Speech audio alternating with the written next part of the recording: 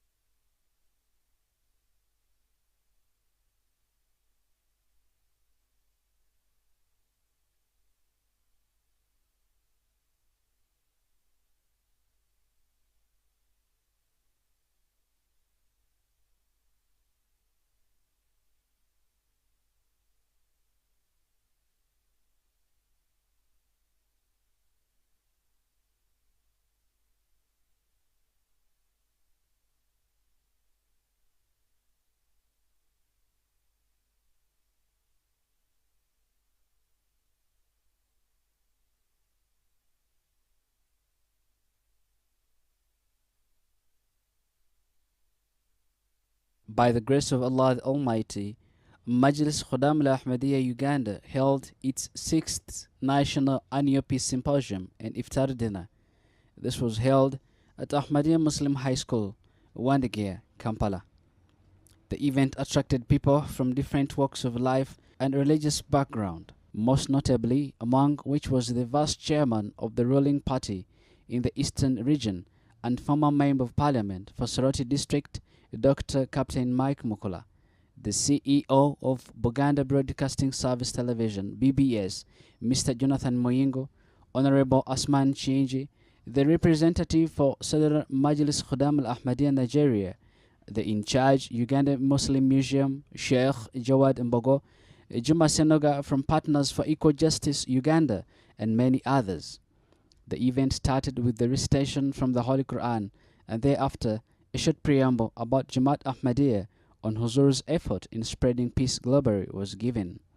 The main speech of the day, The Pathway to Peace, a Solution to Global Crisis, was then delivered, after which the attendees got a chance to watch a documentary on Huzur's effort in spreading global peace. Short speeches were given by some of the invited guests, which were then concluded by a speech about the theme from the guest of honor, Dr. Captain Mike Mukola. Alongside the Peace Symposium, a book exhibition was held in which a range of Jama'at literature was displayed, and the guests got a chance to interact with the Jama'at scholars about the Jama'at.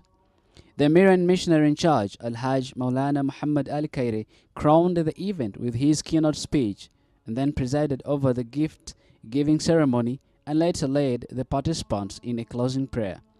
The participants had their iftar dinner after Maghrib and Isha prayers, and this marked the end of the occasion. This year's Peace Symposium was participated by over 1,330 people, of which almost half the number were guests. The teaching of the Quran and Hadith is centered on peace, and that's why they say wassalamu alaikum, which means peace be upon you, and in English it is peace. I want therefore to say that my attendance of this function is a commitment from the high level of government, from the national resistance movement, to embrace the country in founding and pegging and putting together Ugandans to pursue the line of peace. And together with the Ahmadiyya community, my presence here speaks volumes in terms of our commitment. Nasser Ahmed Sonko, reporting for MTA International, Africa, Uganda. We are at a pivotal time, navigating a world that is increasingly filled with peril. Ongoing conflicts show no sign of abating, divisions are running deeper than ever, and humanity's value for one another seems to be at an all-time low. It is at this time that the Peace Symposium, hosted by the Ahmadiyya Muslim Community, serves as a critical platform for hope, understanding, and collaborating towards a future of harmony and peace. This symposium is a beacon of hope, a call to come together. At the heart of these events are the inspirational guidance of Hazrat Mirza Masroor Ahmad, may Allah be his helper, the fifth caliph of the Ahmadiyya Muslim Community, who for the past 20 years has spoken of the vital importance of justice, peace, and respect among communities worldwide. His messages, filled with wisdom and foresight, urge us toward a path of empathy and unity, highlighting the gentle power of compassion in preventing the discord that threatens our global family. This symposium, being held at the Batterflu Mosque in London, and its theme for this year, Building a Sustainable Peace, represents more than a meeting of minds. It's a collective commitment towards building bridges, engaging in meaningful dialogue, and to committing to a future where peace is not just an ideal, but a lived reality for all.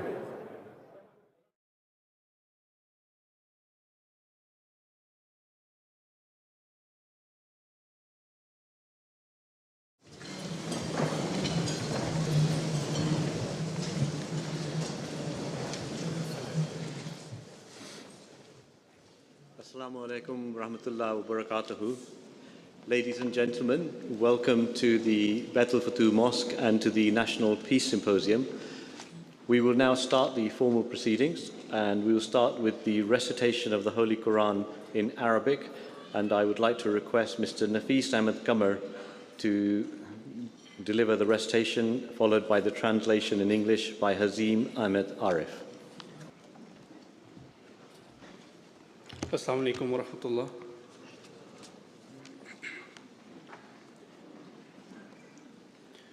أعوذ بالله من الشيطان الرجيم.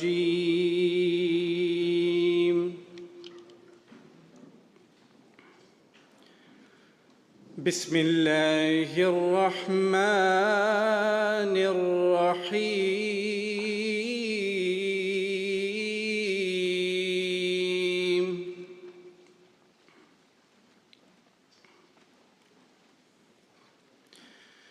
يا أيها الذين آمنوا كونوا قوامين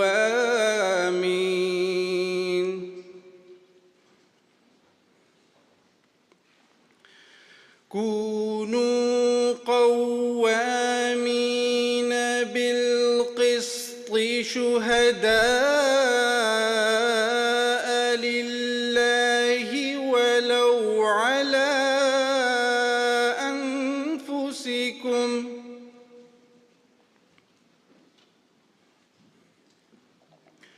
ولو على أنفسكم أو الوالدين والأقربين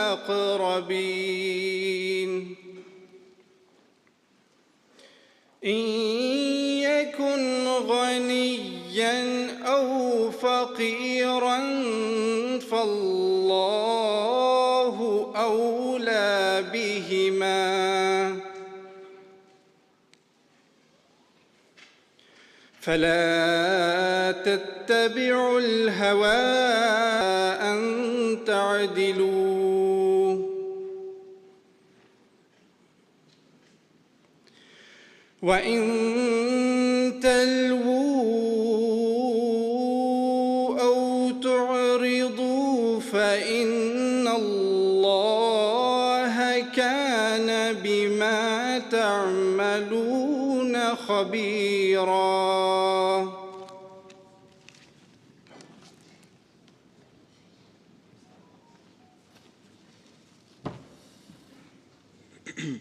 Assalamu alaikum wa rahmatullahi wa barakatuh.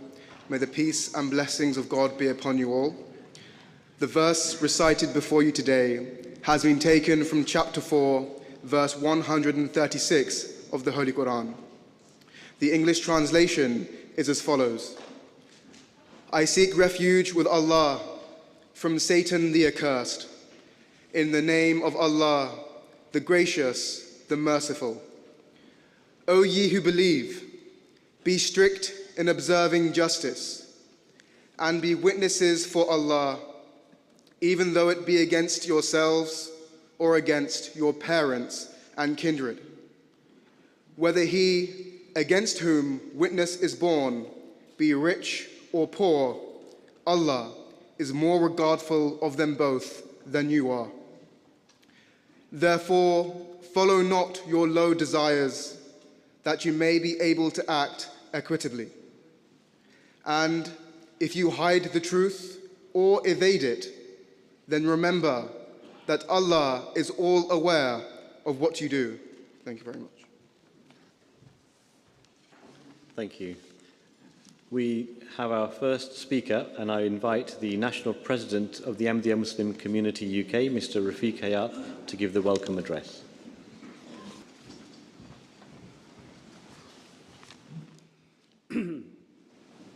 A'udhu billahi minash shaitanir rajeem. Bismillahir Rahmanir Rahim.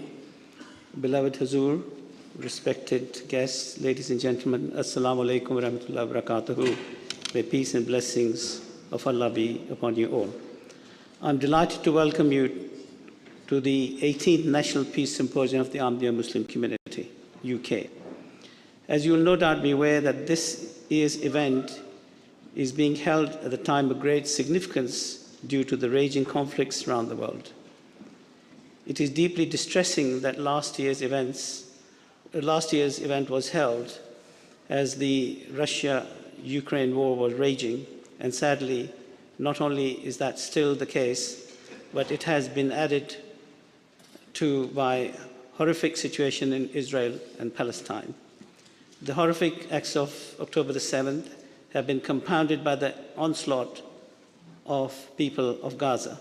The conflict has seen nearly 30,000 people killed, mostly women and children. And we are witnessing unbearable scenes on our screens of innocent children being killed by the bombing. We must stop the suffering and have an immediate ceasefire so that the killing stops, hostages are released, and people can get food, water, and medicine to give them a chance of survival.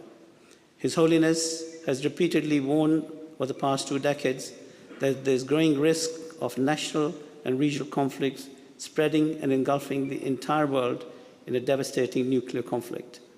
We have unfortunately witnessed the risk growing ever more acute, and talk of a third world war is sadly now commonplace. It is now more than ever that the world needs principled leadership for the global peace, and the events today focus on that, to seek how we can build a sustainable peace so that it is not just for today but for the future too. In this regard, we're deeply honored that His Holiness Hazrat Mirza Masroor Ahmad, may Allah be his helper, the 5th Caliph and the worldwide head of the Ahmadiyya Muslim Community, is with us this evening. He has consistently raised his voice for peace in parliaments across the world, including the UK, EU, Capitol Hill, and in Holland, New Zealand, as well as numerous other forums. His Holiness is a champion for the cause of peace and works tirelessly for this objective and for the sake of humanity. I think we can all agree that in these times there can be no greater objective. So I again thank you all for being with us today, and I pray that in our discourse today we can revitalize our commitment to peace and at all levels and become a true family that respects each other, helps each other, and works together for the cause of peace. Thank you very much. We have a number of guest speakers, and I'm delighted to welcome our first guest speaker today, Dame Siobhan McDonough, MP.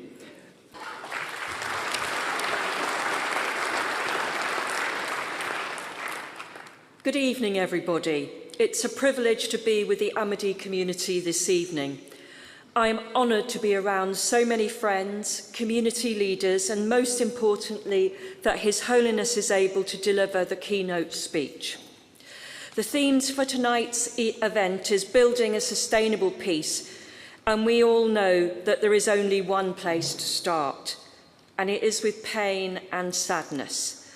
The pain and sadness of war that has been going on for far too long.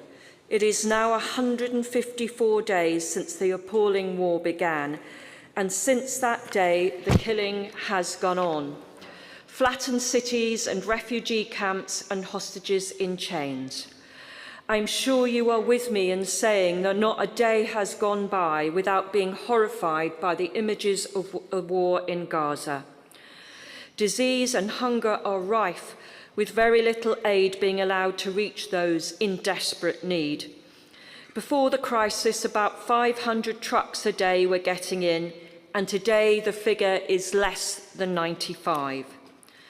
The destruction of at least 16 cemeteries add further to the horrors of the attacks in Gaza.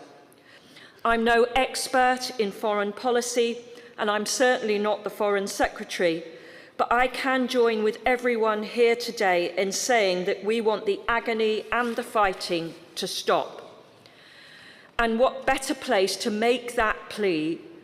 The Ahmadiyya community has been at the forefront of calling for peace since the very start of the conflict. It is His Holiness who urged all world powers to de-escalate and work towards a lasting, peaceful solution. There is no way out of the crisis without the hope that both Palestinians and Israelis have a path to security, justice, and an opportunity in lands that they can call their own. Hamas and Israeli hardliners want to bury a two-state solution, and we need to show that we will not let that happen. Thank you.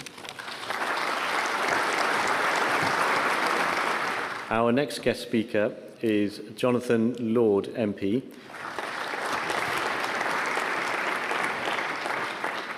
Your Holiness, Mr. President, distinguished guests, Assalamu alaikum.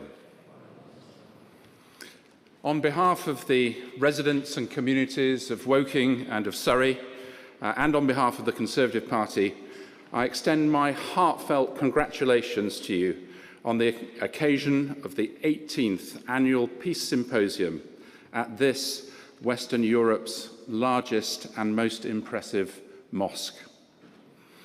Your commitment to promoting peace, justice, and tolerance across the world is truly commendable.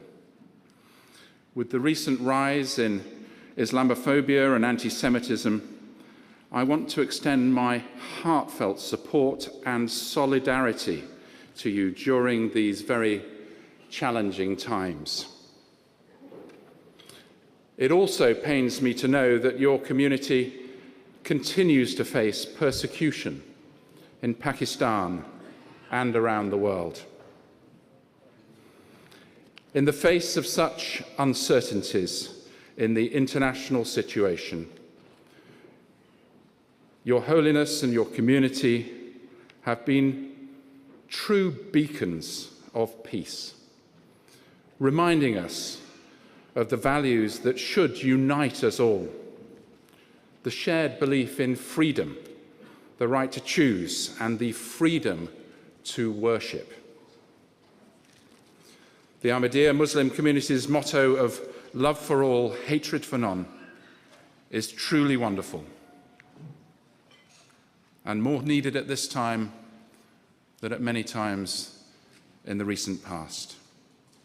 And it should resonate with people of all faiths, all religions, and those of none. Thank you.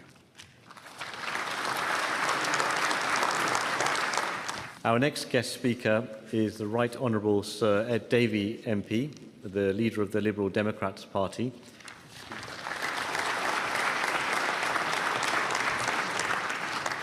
Assalamu alaikum. Like many of you, I've had the privilege and honour to attend many other peace symposiums here at the mosque and to listen to His Holiness and to work with the Ahmadiyya community for peace.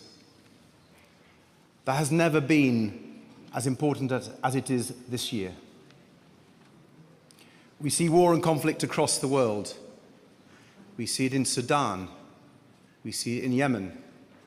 Of course, we see it in Ukraine, and we see it in the Middle East, in Gaza. And we need to redouble our efforts for our country to play its role in bringing an end to these wars and to these conflicts. And that's why we're looking forward to the keynote speech of His Holiness tonight. When it comes to what's happening in Ukraine, it is with fear and foreboding that we approach the next few weeks and months as the prospect of a further Russian assault on East Ukraine becomes ever more likely. I and my wife host a Ukrainian refugee, a young medical student from Odessa, and to hear her fear of the future for her country, for her father who is out there, brings home to you the sheer horror of the war in Ukraine. But of course, all our thoughts in recent months have been with what's been happening in Israel and Gaza. The horror of children being killed, of men and women being killed, of course, is beyond description. But just thinking of the trauma of those children not being able to be with their mother, those human stories that we see and hear of, that should touch our hearts and force us to redouble our efforts. It's why I and the Liberal Democrats have called for an immediate bilateral ceasefire 4 months now. We need that ceasefire so that killing can stop, so the aid can get in, so the hostages can be released, so we can start a peace process that gets to the two-state solution that could be offered.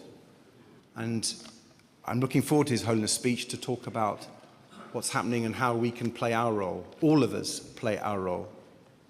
Thank you.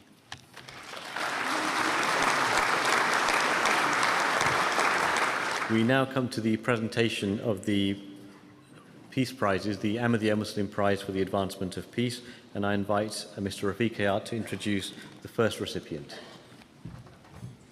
Thank you very much. This year we are presenting 2 awards for 2020, which we were not able to present due to COVID, and the prize for 2023. It gives me great pleasure to share with you the 2020 recipient of the Ahmadiyya Muslim Peace Prize for the Advancement of Peace is Eddie Roach from Ireland. Eddie started her journey in the 1980s with the Irish Campaign for Nuclear Disarmament and devised a peace education program that was delivered to several schools across Ireland. In 1990, she became the first Irish woman elected to the board of directors of the International Peace Bureau at the United Nations in Geneva, and in 1997 was a candidate for the presidency of Ireland. In 1991, she founded Chernobyl Children's Project International, which gives aids to children who have been deeply impacted by nuclear disaster. The organization raises approximately 1.9 million euros on an annual basis for children in Belarus, Western Russia, and Ukraine. We are proud to welcome Adi, someone whose work has brought light to people's lives from a very dark situation. We congratulate Adi.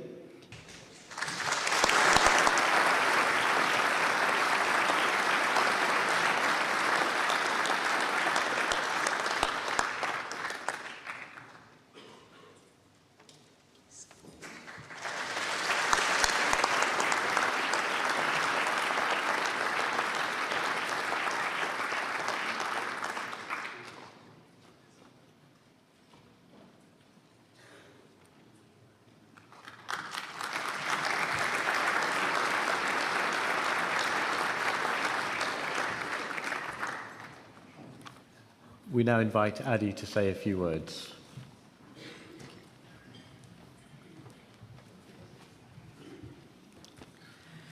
Salam alaikum from your neighbouring island of Ireland. Your Holiness, esteemed guests, it is my honour and my privilege to become a recipient of the Ahmadiyya Award today. And as I stand here, I am reminded of the prophetic words of that wonderful scientist Albert Einstein when he said, "The splitting of the atom has changed everything except our way of thinking, and thus we drift towards unparalleled catastrophe." These words reveal how Einstein foresaw what would happen on the 6th of August and the 9th of August 1945 on the innocents of Hiroshima and Nagasaki, which led to the beginning of what we now call the nuclear arms race and the symbiotic relationship with nuclear power energy. And ultimately, Einstein's words shows that he foresaw what would eventually happen at 1:23 a.m. on the 26th of April 1986. An explosion at the Chernobyl nuclear power plant in Ukraine, leading to what the United Nations deemed to be the greatest environmental catastrophe in the history of humanity. And today, in humility, I can only offer you my truth, my witness, and the evidence of my heart, for I know what I have seen and continue to see. So many babies and children with poor health, such neglect and abandonment. And yet I can see such beauty, such innocence, and such potential that I am challenged to act and to reach out and say, here are my helping hands. And here are our sheltering arms. And here are our loving hearts. For it is a privilege to be invited into the life of a child and to be of some benefit to their scarred and broken bodies. And in many cases, it is intervene to save a child's life. That, my friends, is a rare and special privilege. The power of our humanity is strong, and we can feel it in this room, in this mosque today. Because together, in that spirit of love in action, we can save the world by giving it that transfusion of love and also of hope, because we stand together on the side of peace, because we know that the power of our love can overcome the love of power. Thank you very much. Thank you. Thank you. Thank you very much. The second presentation this year gives me great pleasure to announce the winner of the 2023 Ahmadiyya Muslim Peace Prize is David Spurtle from the UK. David was a teacher from Haunt Church in the UK when he visited Lebanon in 1983 during the Lebanese Civil War and saw first-hand the suffering of children who were in dire need of help. The charity helps by providing shelter, food, education and healthcare for children with mixed or in-home support, where possible, and in family homes where that is only option to give children life chances. Whilst now retired, Mr. Spurtle still has strong links with this charity. The mission and work that was inspired by him continues to grow today at an international level.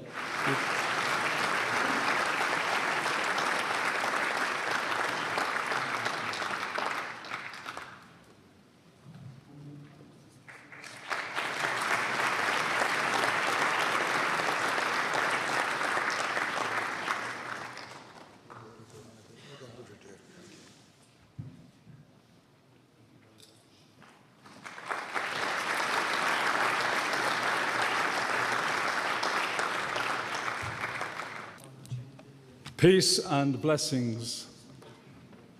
Just to acknowledge His Holiness and all you honoured guests, and to say what a privilege it is to be here this evening. On this incredible journey, I've been joined by outstanding supporters who have stood by me, helping us to rescue over 20,000 children from terrible circumstances. On behalf of our amazing kids who have overcome unbelievable challenges and triumphed, I humbly receive your award. Thank you very much.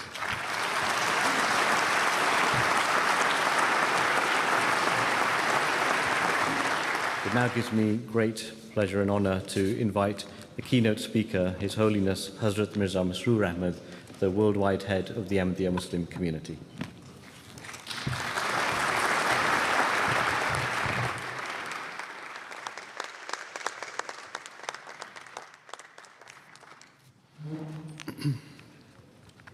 Bismillahirrahmanirrahim. In the name of Allah, the gracious, ever merciful.